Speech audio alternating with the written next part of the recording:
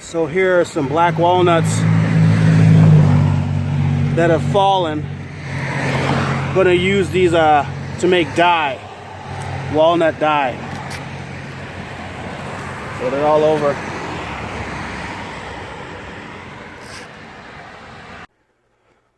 All right, so finally I get a chance to make some black walnut dye, and it's mid-September, and looks like the black walnut trees are shedding their fruit, and this is about the time you want to get them when they're all black, and the husks are really soft in that if they're green still. So we're basically going to just boil these down and distill the tannins and the color off of them.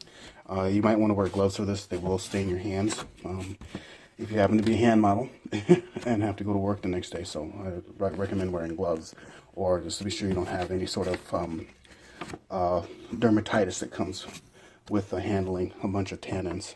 So wear gloves. So here we have about maybe 35 or so. If you want an exact number, I would say for every 25 you want 5 cups of water. So I'm just cover this with water. The principle is just to boil and distill this down. So I'm going to boil this at medium, at high medium, for probably about an hour or so, until it starts to, the viscosity it starts to thicken up a little bit, and then we know we have some pretty good stain to work with. Okay, once this comes to a boil, I'm just going to let it do its thing, probably for another 45 minutes or so. Let it boil down more so we can get the constituents for this sort of stain.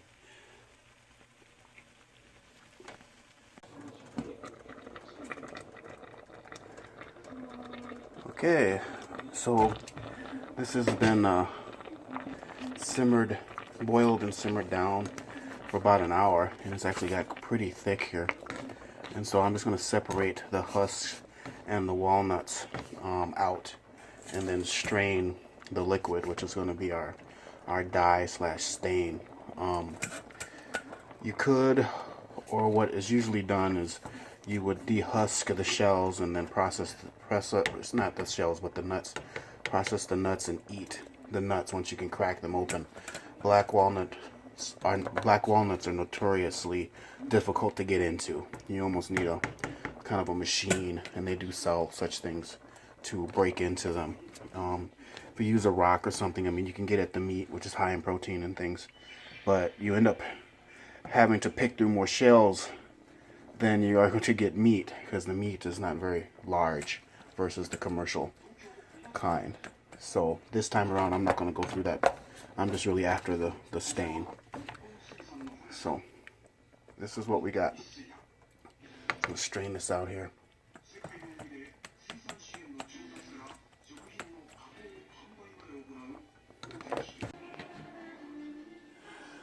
Alright, so that yielded about exactly like a 12-ounce mason jar. I'm using glass because my understanding is that this type of stain dye, black walnut, will eat through plastic. And then to keep it from molding, I'm going to go ahead and add some about 2 tablespoons of white vinegar to this. That should keep it stable and keep it from getting moldy or whatever. And I'm just going to let this cool down a little bit more and then seal it up, and it should keep. And then that's pretty much it. A lot more refined ways to do this, of course. That's just really quick and dirty. Again, you want to deshell the nuts if you want to take the time to do that. Then that way you just have the flesh, the skin around the nuts to distill down, and then you can put them into like a French press that you're not using, and really squeeze the juice and the tannins out to get a lot of dye. But this should be good enough for my uses, and it's just a quick demonstration on how to process some black walnuts for dye and stain.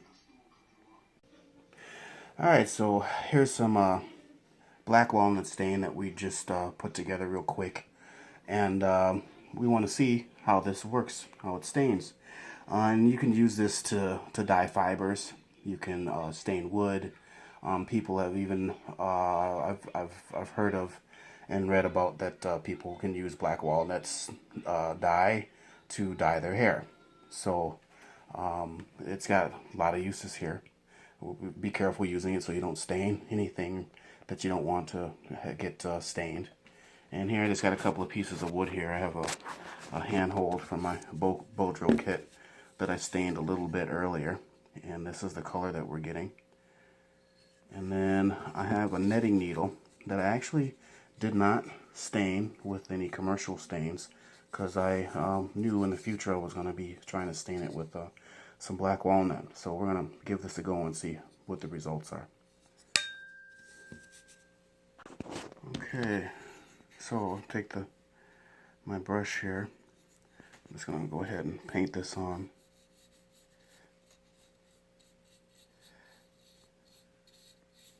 Just like so. And then we'll just let that sit without wiping it down. We'll let it soak in. And then we'll see what the results are in a couple of minutes.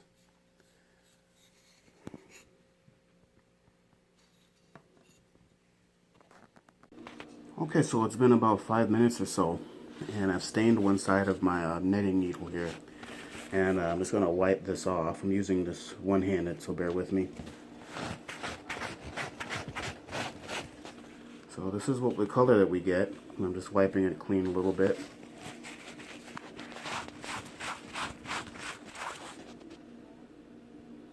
There we go, it looks pretty good.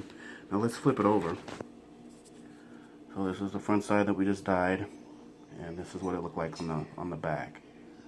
So it's actually looking pretty good, and it's dyeing pretty good. I think I can put another coat on here to get it darker, and just let it sit and evaporate and allow the oils and the tannins to soak into the wood, but it looks like it's staining pretty well.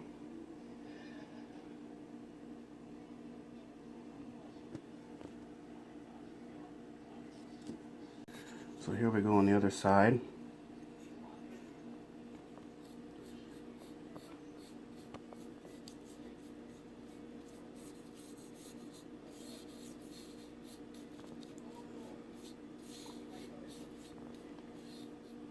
And we'll let that sit.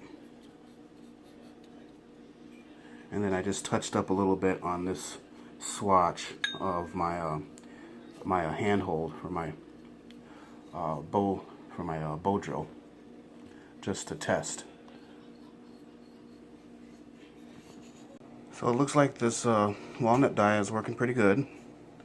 I'm gonna go ahead and let this sit a little longer, and then after this piece of wood dries, then what I would do is I take a smooth rock and then burnish it. I might even rub it with some tallow and then burnish it, meaning pressing down the fibers with the hard rock to give it a nice shine and sheen, and to compact the wood fibers so it's a little bit more dense, a little bit more solid of a piece. But that's how black walnut stain works.